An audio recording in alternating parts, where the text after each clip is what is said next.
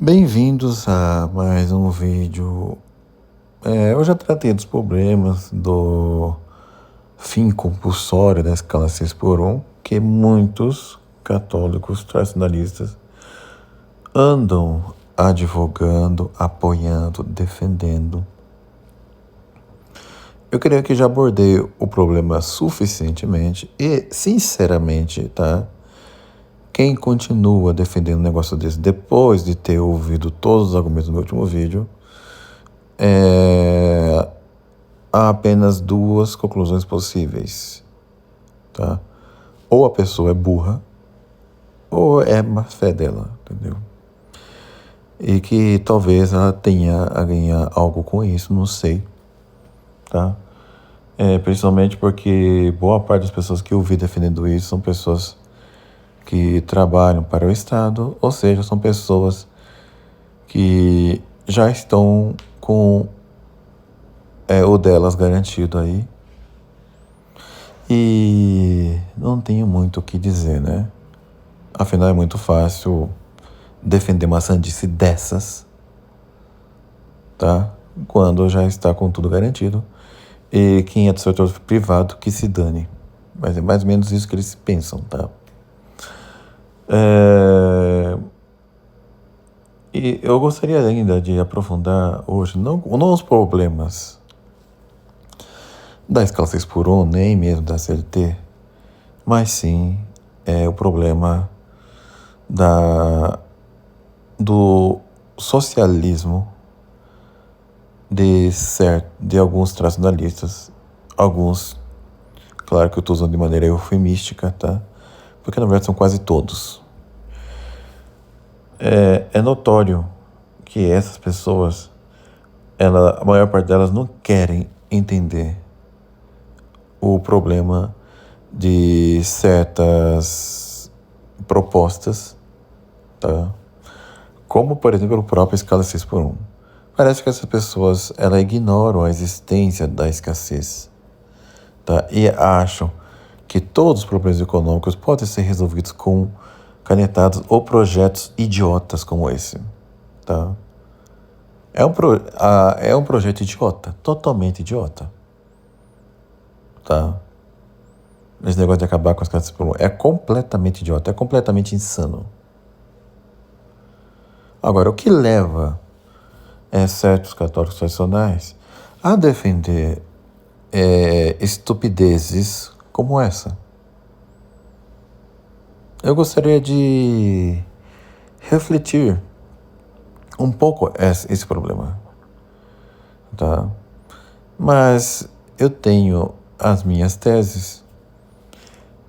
Eu gostaria de compartilhar alguma delas com vocês aqui. A primeira delas, acredito eu, é que a preocupação, o medo, tá, de parecer liberal, tá? Porque como muitas das pessoas não são pessoas lá muito inteligentes, ou pessoas que não conhecem muito bem a teoria econômica, ou mesmo nem entendem o que é realmente o liberalismo. Então, eles acabam entendendo que qualquer coisa, tá, que minimamente favorece uma certa liberdade econômica é liberalismo.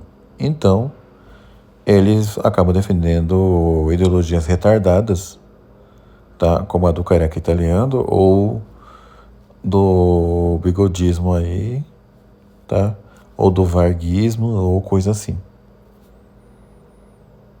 Então eles acabam apoiando essas coisas aí sob o pretexto de ser antiliberal. Sendo que não é bem assim que as coisas funcionam, tá? Outra questão é a própria ignorância mesmo, tá? Porque se analisar a cabeça de alguém que, por exemplo, acha uma boa ideia acabar com as casas 6 por 1, vemos que são pessoas que não entendem absolutamente nada de economia. É uma ignorância total mesmo, tá? Total. Porque depois daquilo que eu expus no outro vídeo, é muito difícil que a pessoa não entenda realmente o que está em jogo aí, tá? É uma ignorância total. Provavelmente são pessoas que acham que dinheiro pode ser criado do nada, por exemplo, acham que a escassez não existe, tá? Entre outras coisas. É porque, por exemplo, se acabam, se acabar por haver fuga de capital por causa do fim das casas por um, qual é a solução que essas pessoas têm para isso? É simples, basta o Estado suplantar isso de alguma maneira. Vejam só. Eu tenho certeza que as pessoas pensam desse jeito, tá? São pessoas que acham que o Estado é solução para tudo, tudo, ignorando completamente de onde vem os recursos do Estado para fazer essas coisas, tá? Eles não sabem que para o Estado custear tudo que ele faz, ou será dinheiro de impostos, ou será de dívida, ou será impressão mesmo de dinheiro. O Estado imprime dinheiro e dane-se. Então, temos aqui já duas explicações. O desejo irracional de querer ser antiliberal. Temos a total ignorância econômica, mas há também a falsa noção de caridade. Tá? Porque eu sou contra o fim das casas 6 por 1. Totalmente. Pelo menos de uma forma obrigatória. Tá? Seria interessante se as empresas se estruturarem de maneira suficiente que não seja necessário. Mas é pedir demais delas, né? Mas eu sou contra, tá? É essa tolice aí. Eu sou contra a existência do salário mínimo, tá? Na verdade, sou contra a existência da CLT, entre outras coisas, tá? Muita gente, ao ouvir esse tipo de declarações minhas, vão pensar que eu estou indo contra a caridade. Porque, vejam só, vão pensar que eu sou contra a dignidade do trabalhador. Ah, sim. Só uma coisa, eu sou contra a existência da educação pública, como eu já disse no outro vídeo, e contra o SUS também, porque eu acho o SUS uma criação infernal. Mas vamos lá. O que é caridade? Caridade é o amor, é um amor sobrenatural para com Deus, que é um amor o amor a Deus sobre todas as coisas, tá? E ao próximo por amor de Deus. Perfeito, né? O que tem a ver a caridade com a questão de ser contra a CLT? Por que eu sou contra a CLT? Tá? Porque a CLT prejudica o mercado de trabalho, tá? Prejudica os micros e pequenos empresários que não vão ter condições de sustentar todos os encargos que a CLT exige, toda essa burocracia e outras coisas mais, tá? Com a CLT, as empresas têm dificuldades tanto para admitir como para contratar. O resultado disso é que a própria concorrência fica muito prejudicada. Mas, vamos lá, né? A consequência disso a gente já sabe: salários baixos, baixa produtividade e, não raro, há abuso de patrões. Por quê? Porque ele sabe que o trabalhador não tem escolha, tá? Para vocês verem que eu não acho que o patrão é um ente de santidade manifesta ou coisa assim, não. Eu acho que boa parte do empresariado é má mesmo. E é isso, tá? Mas eu também não sou de romantizar o trabalhador, tá? Tem muito trabalhador desgraçado que quer buscar vantagem em cima do patrão e outras coisas mais, né? Tanto é que o Brasil é cheio de processos trabalhistas e muitas delas não são lá muito justas. Mas fica a pergunta, onde a caridade entra nisso? Tá? Quem é que conta com a caridade do patrão ou do empregado? Eu não conto. Tá? Eu nunca contei e nunca contarei. O que deve ser contado ali é apenas a questão da validade do contrato. Tá? O patrão e o empregado firmaram o contrato, esse contrato tem que ser cumprido e só. Não tem que ter outras coisas aí. Mas, estamos falando da realidade brasileira, né? Tem com o CLT. O resultado da CLT é um país com um desemprego relativamente alto, e detalhe, com empresas fazendo exigências surreais, né? Por exemplo, para que exigir o ensino médio completo para trabalhar em coisas que qualquer analfabeto consegue fazer? Mas é essa a realidade brasileira. É bem diferente da do Japão, por exemplo, onde as pessoas elas podem ser contratadas mesmo sem saber sequer o idioma, tá? A pessoa não sabe ler nada de japonês, ela pode ser contratada para algum emprego, um emprego modesto, mas é um emprego cujo salário, inclusive, é maior do que 90% do que os brasileiros ganham aí. Então, como lidar com essa realidade?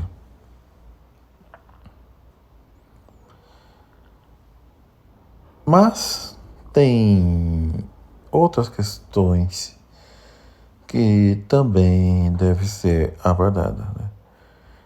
Às vezes acontece as pessoas lerem, por exemplo, a Rero Novaro de Leão 13 ou coisa tal, alguns discursos aqui e ali, e achar que a defesa da CLT é algo já canonizado pela igreja, entre outras coisas. Sendo que não é bem assim, tá? Não é bem assim. Até porque a realidade, ela se impõe. E, no geral, a CLT foi um fracasso, tá? Desde o momento em que ela foi instituída. E esse vídeo não é só sobre a CLT, mas ela é um grande exemplo de uma coisa que é completamente socialista e que muitos católicos tradicionais defendem. Mas vamos lá. Quando nós lemos, tá, objeções muito burras, inclusive, de autores como Christopher Ferrara, ou Peter Hornowski, Brian McCall, esses daí com respeito à escola austríaca, como eu já comentei no outro vídeo, nós vemos que eles não entenderam o que foi exposto ali, tá? O fato deles confundirem opiniões particulares sobre a religião emitidas por Mises e Rothbard, eles entendem que é a opinião da escola austríaca. A escola austríaca é uma escola de pensamento econômico, não é uma escola de pensamento religioso. Veja que essa distinção eles não sabem fazer. Mas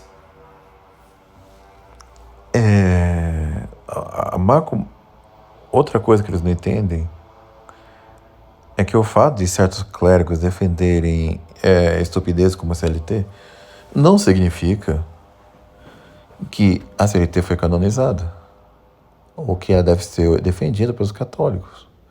Não quer dizer que a CLT é realmente algo que garanta a dignidade do trabalhador brasileiro. Não garante. Pelo contrário, prejudica. Isso a gente vê no fato de que nos próprios Estados Unidos, no Japão e em certos países europeus, as leis trabalhistas são muito mais flexíveis e, mesmo assim, a situação do trabalhador nesses países é muito melhor do que no Brasil. Isso já deveria servir de prova. Alguém pode objetar: ah, mas tem corrupção no Brasil. Ah, mas o Brasil não se industrializou bem. De fato. Mas países como a Austrália e a Nova Zelândia são países bem industrializados? Não parece, né? E mesmo assim tem um mercado de trabalho melhor, uma economia mais robusta e um mercado mais dinâmico. O problema do Brasil, eu tenho muito deixar bem claro, sempre foi o socialismo. O Brasil sempre foi um país socialista. Tá? Sempre foi. Sempre teve uma população economicamente e politicamente mal educada. Mal educada nesse sentido. Porque a população já está meio acostumada a esperar dos políticos e do Estado as soluções para os seus problemas. E isso também afetou os católicos.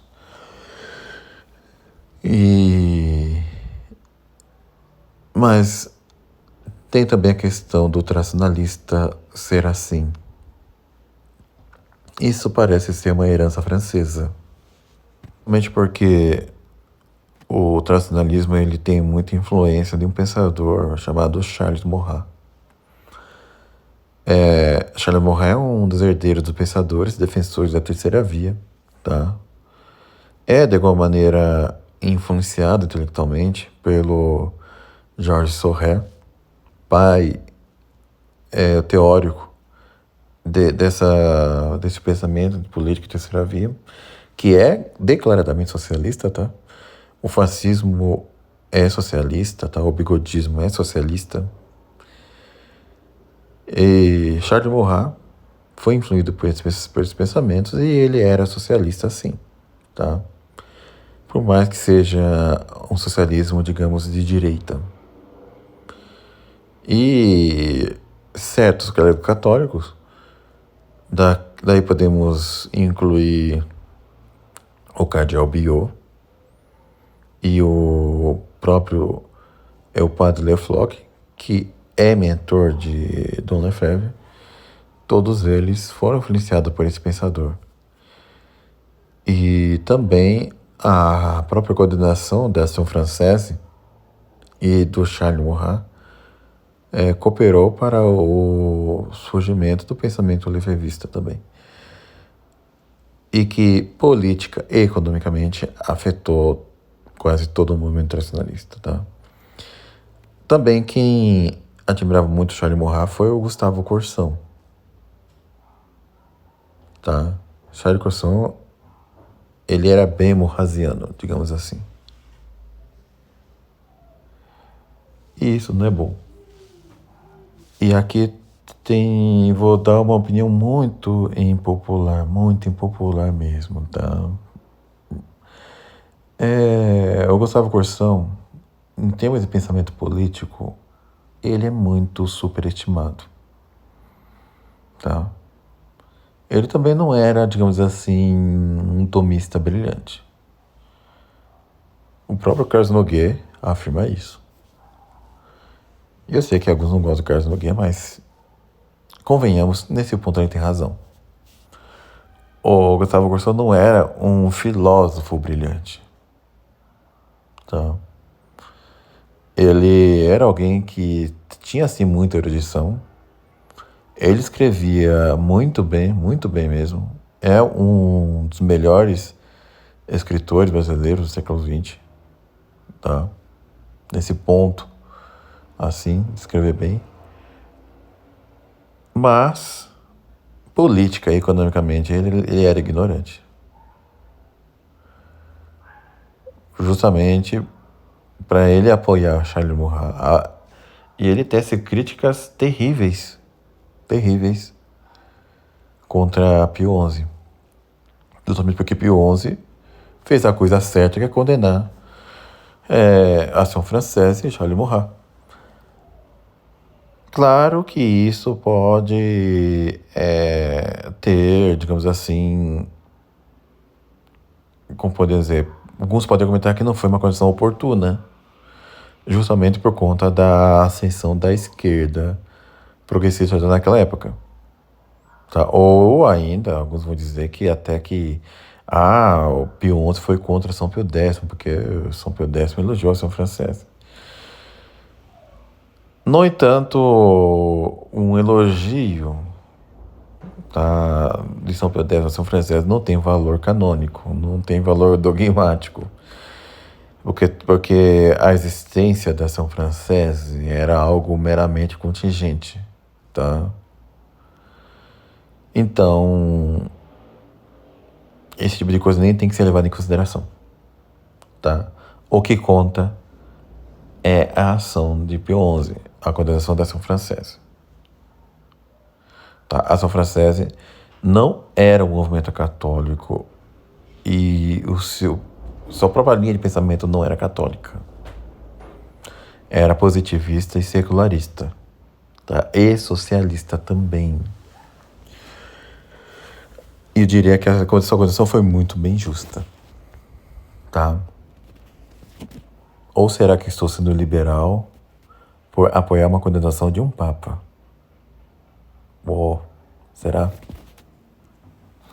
Então, vocês podem perceber, né? Nesse ponto eu estou muito mais alinhado com o pensamento de Dom Antônio de Castro Maia ou do pessoal da TFP, tá? Do que do próprio pensamento de Dom Lefebvre e outros católicos tradicionais de uma tendência mais morrasiana, tá? Mas o fato é que isso não mudou desde então. Por conta disso, até hoje nós temos tradicionalistas socialistas, tá? Mas eu não estou aqui querendo condenar o pensamento do Lefebvre, tá? Sobre o fato de ser morrasiano. Tá? O Tom Lefebvre tem a minha admiração, tá? Sim. Mas, no entanto, esse erro dele tem que ser reconhecido e exposto. É o que eu estou fazendo aqui. Alguém do meio católico tem que ter a coragem de expor isso. Tá? Dom Lefebvre errou, sim, e muito, em sustentar o pensamento morrasiano que infelizmente infectou, tá, todo o meio católico tradicional. Tá? Os lefebvistas estão contaminados com isso, os sete-vacantistas estão contaminados com isso e muitos outros grupos também estão contaminados por isso, por esse pensamento socialista, tá, de terceira via, de defender um Estado grande, defender um Estado, digamos, forte, entre outras coisas. Defender o Estado forte, meus amigos, nesse contexto é suicídio. Tá? Vocês querem um Estado forte num contexto em que a sociedade não é mais católica, em que os políticos não são mais católicos. Vocês querem o quê? Intensificar ainda mais a perseguição? Se a perseguição vier, louvado seja Deus, vamos suportá-la. Mas não significa que devemos fazer o Estado crescer para antecipar isso.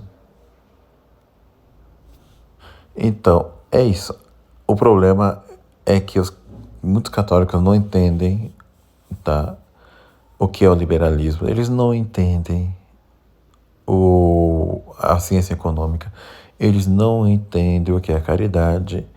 Eles não entendem as contingências, tá, que envolve quando o clero apoia coisas como CLT e coisas semelhantes. E principalmente a influência morrasiana, tá, que deve ser eliminada do meio tradicional. Por hora é isso. Considere apoiar meu canal. Fique com Deus e até um próximo vídeo.